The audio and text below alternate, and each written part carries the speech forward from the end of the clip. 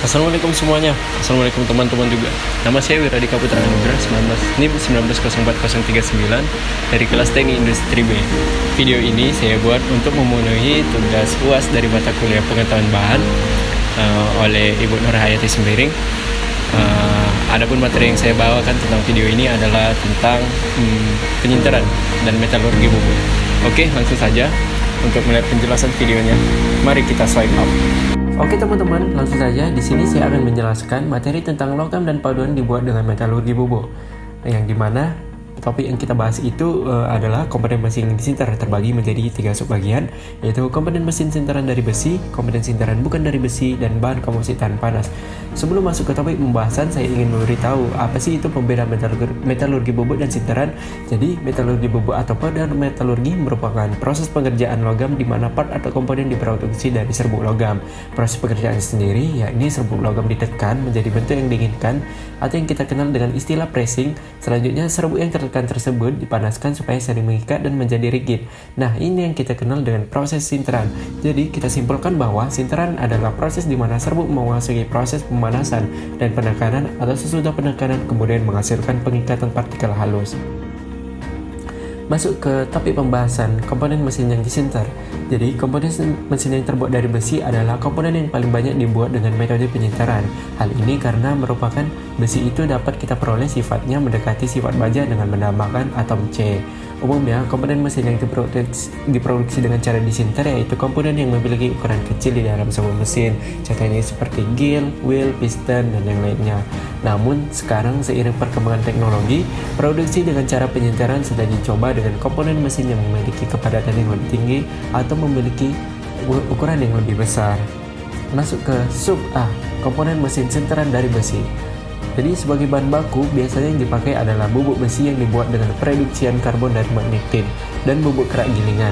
Tetapi sekarang ini dipergunakan bubuk besi yang diatomkan, yaitu dibuat dari besi cair yang disemprotkan dan didinginkan dengan cepat.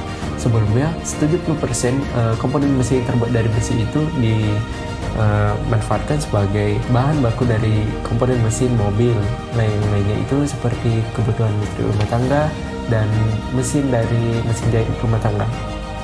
Bubuk besi yang sangat murni dapat diperoleh dengan proses elektrolisa, proses karbonil, dan proses pengapan, yang masing-masing merupakan proses mahal sehingga penggunaannya terbatas pada penggunaan khusus seperti untuk bahan magnet.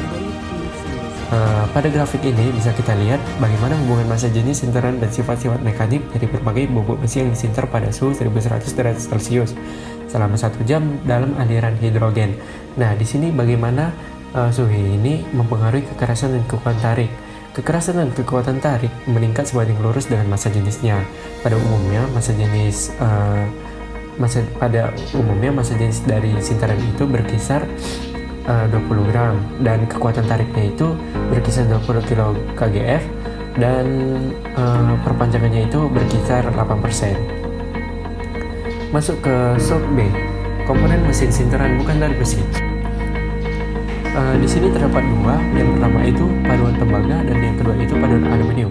Yang pertama ada paduan tembaga. Tembaga tergolong sebagai logam yang lunak karena kelunakan ini menjadikan tembaga kurang efektif untuk dibuat menjadi material yang tahan terhadap benturan.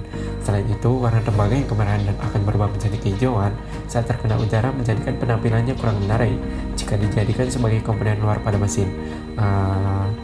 Tidak semuanya seperti itu, pada umumnya karena tembaga ini lunak, maka tembaga itu terdapat di komponen bagian dalam mesin dan dilindungi oleh besi dikarenakan komponen lunak ini. Untuk itulah tembaga dipadukan dengan logam lainnya agar sifat-sifat fisiknya dapat ditingkatkan. Paduan tembaga secara umum terdiri dari kuningan dan perunggu. Yang kedua ada paduan aluminium. Aluminium memiliki hantaran termal yang baik. Paduan aluminium Cu dan aluminium Cu dan silikon dipergunakan untuk bantalan peluru. Komposit aluminium dibuat dengan memanfaatkan bubuk aluminium yang mudah teroksidasi yang disebut produk aluminium sinteran atau SAP. Di antara paduan aluminium, kekuatan pada temperatur tinggi terlihat lebih unggul. Bahan ini dipergunakan untuk torok motor bakar, untuk penekanan panas, dan pelapis bagi bahan bakar padat dalam reaktor dan lainnya. Masuk ke subbagian 3 yaitu C, bahan komposit tahan panas. Sebelumnya apa sih itu komposit? Bahan komposit atau komposit adalah suatu jenis bahan baru hasil rekayasa yang terdiri dari dua atau lebih bahan di mana sifat masing-masing bahan berbeda satu sama lainnya, baik itu sifat kimia maupun fisikanya, dan tetap terpisah dalam hasil akhir bahan tersebut atau bahan komposit. Bahan komposit memiliki banyak keunggulan, diantaranya berat yang lebih ringan, kekuatan dan kelunturan yang lebih tinggi, tahan korosi, dan memiliki biaya perakitan yang lebih murah karena berkurangnya jumlah komponen dan baut berpenyambung. Apa sih maksudnya berkurangnya jumlah komponen dan baut berpenyambung? Jadi bahan komposit ini sangat lentur terhadap suatu bentuk. Jadi seperti misalnya kita contoh, kita mau buat bentuk tabung. Jadi komposit ini seperti triplek kita analogikan, tapi triplek ini lebih lentur pas mau kita bentuk. Jadi komposit ini setelah dibentuk itu dia akan mengeras terhadap temperaturnya. Nanti akan kita bahas di slide selanjutnya.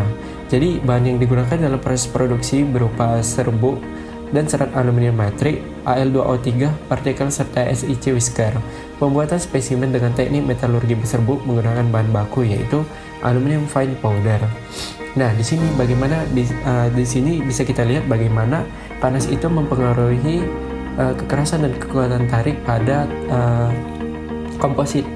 Seperti kita lihat grafiknya di sini, bagaimana komposit ini diberikan suhu berkisar 1300 derajat Celcius, maka kekuatan tarik dari komposit tersebut akan menurun. Begitu pula sebaliknya, apabila komposit diberikan suhu yang lebih rendah atau berkisar sekitar 750 sampai 800, maka kekuatan tarik tersebut kembali naik. Dan seperti yang saya jelaskan tadi, bagaimana komposit ini dalam diberikan temperatur yang sangat tinggi, maka dia akan menyelesaikan sifat-sifatnya.